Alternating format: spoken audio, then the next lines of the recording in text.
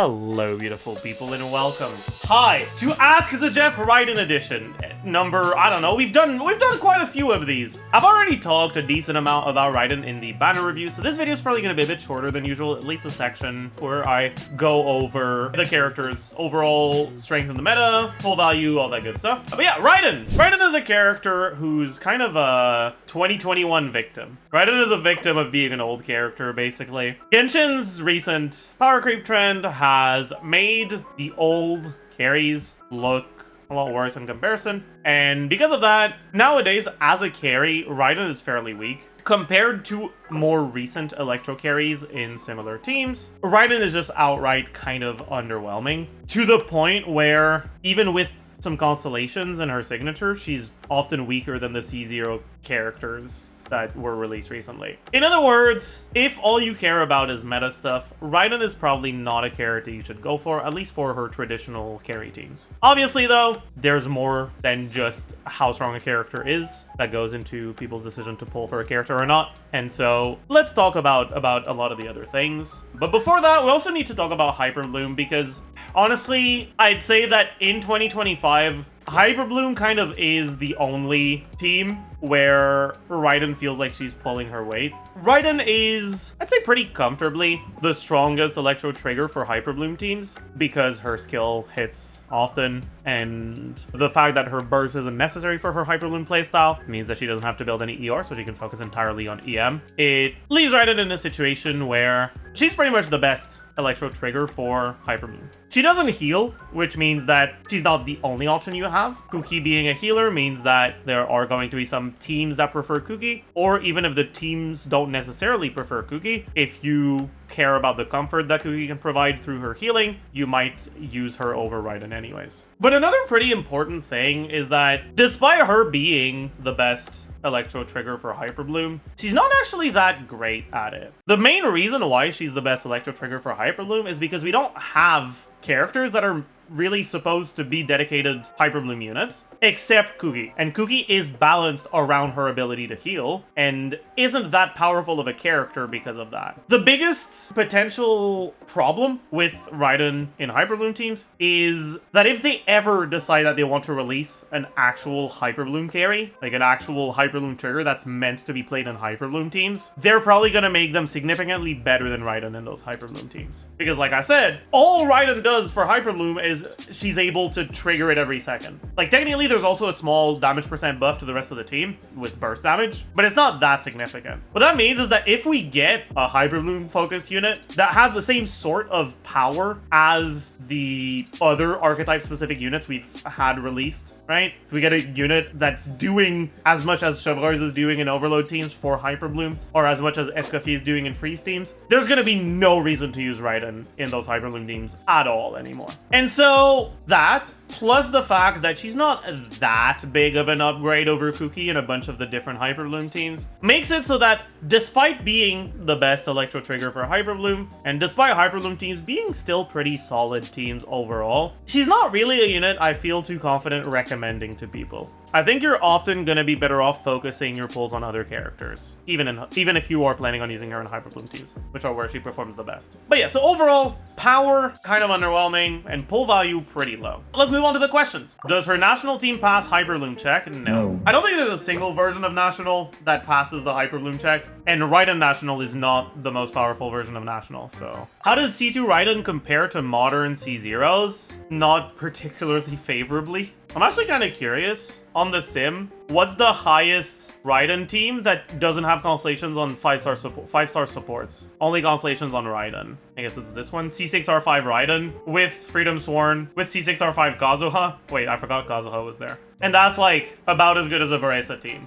So to answer your question, C6 Raiden, and I guess she doesn't really gain much from C4, 5, and 6, so C3 Raiden is like pretty similar to C0 Varesa. The damage is a bit more front-loaded, but the DPS is a bit worse. So overall, I'd say somewhat similar. Is Raiden usable without cons as a second team option for Abyss? Abyss DPS check isn't so high that the teams that get hard carried by Xiangling can't clear anymore. But like, you're gonna have to accept that it's not really a Raiden team at that point. Like, you are using Raiden and you are using her burst and on-fielding her, but your damage is majoritarily coming from Xiangling, whether you do Overload or Rational. You think there'll be good Raiden supports in the near future, like broken burst sub DPS characters? So I guess what you're asking is like, could they release burst focused supports that would make Raiden worthwhile to play as like an on-fielder that helps her supports with energy and burst damage percent, right? Honestly, no. Even if we do get burst focused supports, the reality is that the amount of damage that Raiden provides to the team when you do her full burst thing, it's not even that much.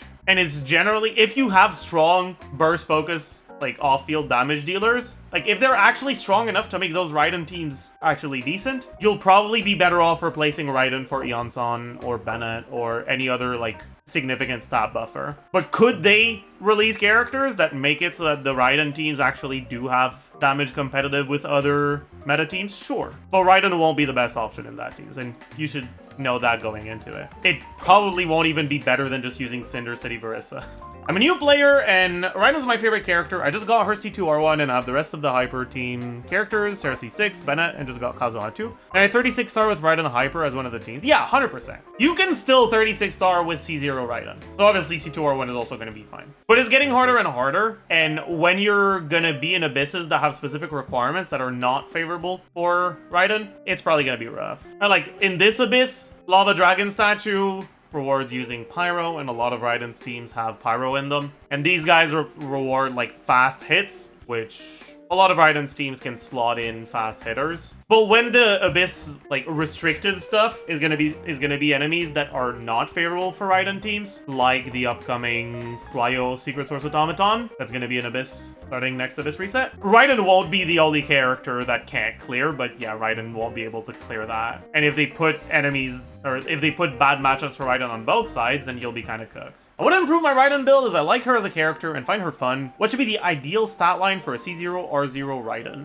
Well, Raiden's a character that doesn't get crit from Ascension, or from her signature weapon, or most of her free-to-play weapons either. Which means that what you see is what you get for your crit ratio. It's very easy to evaluate how good your Raiden build is, because all of your crit is going to be coming from artifacts. At least all your crit that shows up in your stat lines like here. Generally, I'd say that your Raiden build is like solid if you've got 7140. Your Raiden build is good if you've got like 75-150, and your Raiden build is impressive if you're higher than that. I'm a free-to-play player with C0 Raiden, and I'm using her with Bennett, Xiangling, and C0. Should I give my cash to Raiden or Xiangling? My other weapon is R5 Fab Lance. Give cash to Xiangling, and it's not even close. Even if you had 2 catches, Fab Lance is better than cash on Raiden in Rational. Especially high refined Fab Lance. Raiden stays on field for about, what, 9-ish seconds? Her burst duration is 7, then there's a burst animation, whatever. So 9 to 10-ish seconds. That means that with a high refined Fab, you get to prog this effect twice. And 2 sets of Fab particles is a lot of energy for a team where you have 3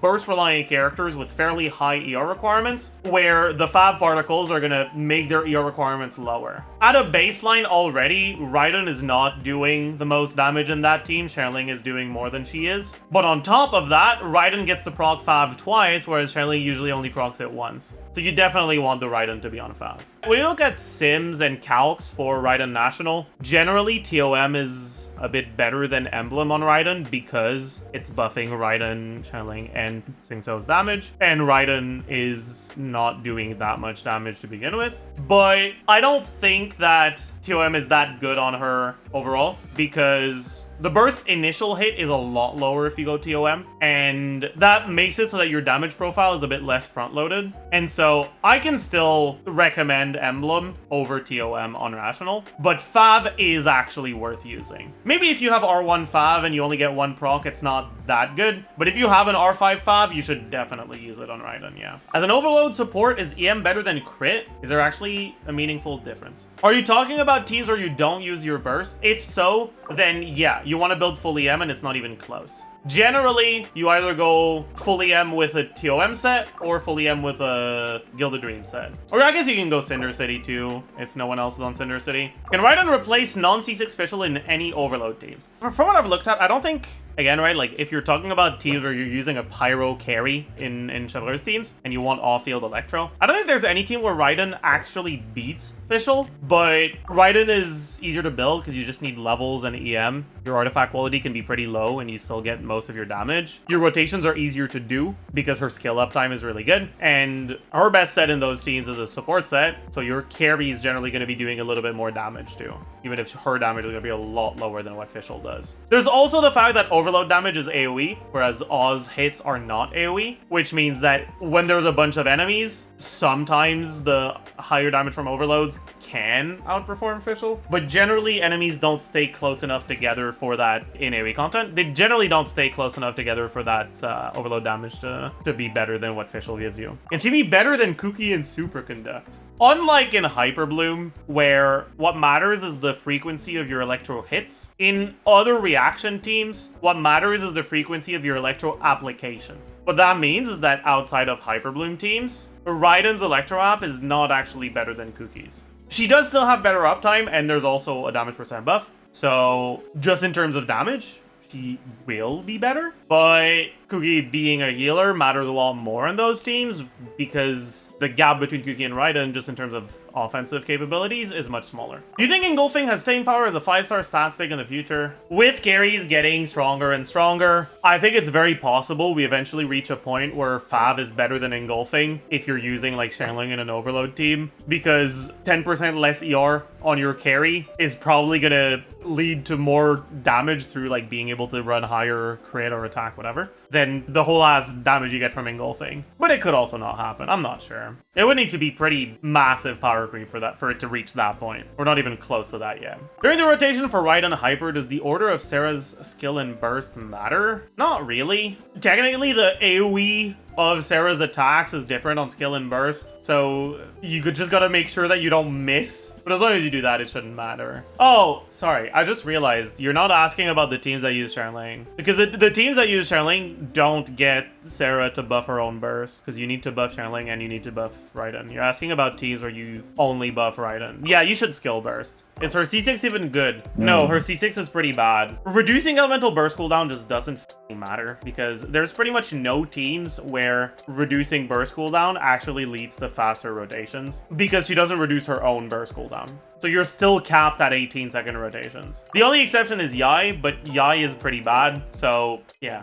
With C0 R0 Raiden, what units do you use for a Hyper and Overload team? I don't have Kazuha, if that matters, and Sara is still C2. Well, I wouldn't do a Hyper team if you don't have C6 Sara, but for Overload, I mean, generally, you use Chevaleur's. Then, if you don't have Sara, you're choosing a second Electro between, I guess, Yonsan and Fischl. Yonsan's not that good. Generally, I lean more towards Fischl. Either like Yonsan Maoika or Fischl Xiangling is generally what I'd go for. Do you do level 90 Raiden, or is 80 fine? You always get a little bit of value from getting your carries to 90 because they get slightly more base attack, and the defense formula takes into account character level. So it's always something you should get around to at some point, but it's a pretty minor increase that's pretty expensive. So it's not all that important. That being said, that's assuming you play her as a carry. If you do Hyperbloom or support Overload, or you build her full EM, you really, really want to level her, because levels are much more impactful for transformative reaction damage than they are for talent damage. What's the Hyperbloom damage increase from level 80 to level 90? Big.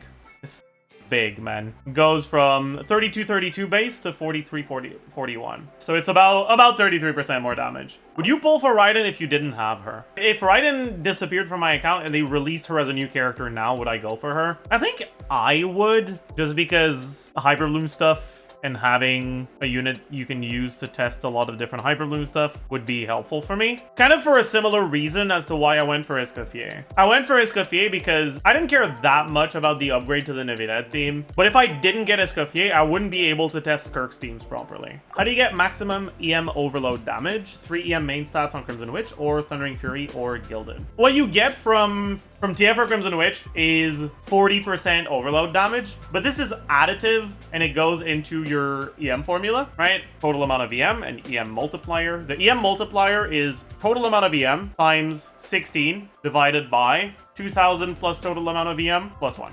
And this multiplies your reactions-based damage. So with 80 EM, you get 160. If you go triple EM main stat, if you have a weapon that gives you EM, Dragon's Bane, and you get about 140-ish EM from Flower plus Feather. Generally, most people are somewhere between 100 and 200. Your EM multiplier will be 604.9. This is no set. With Crimson Witch or TF, all of that happens is you get plus 40% here. So it goes to 644.9. With Gilded Dreams, if she's solo Electro, you get 230 EM, which is noticeably better. Even if she's not solo Electro, if there's another Electro, you get 180 EM, and it's still better. The changes to the EM formula that happened in 1.6 made it so that just in terms of reaction damage, it's pretty much impossible to reach an amount of EM where the 4-piece from this gives you more than what Gilded does. That being said, it's also worth mentioning, going from 604 to 684 isn't that big of an upgrade.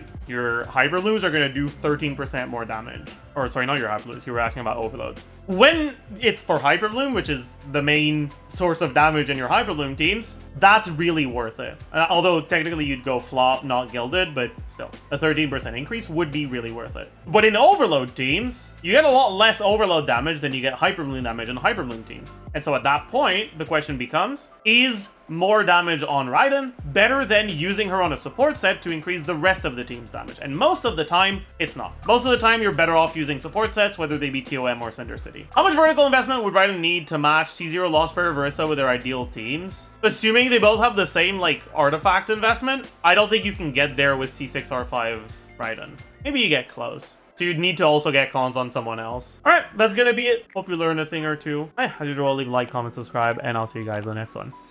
Bye, YouTube.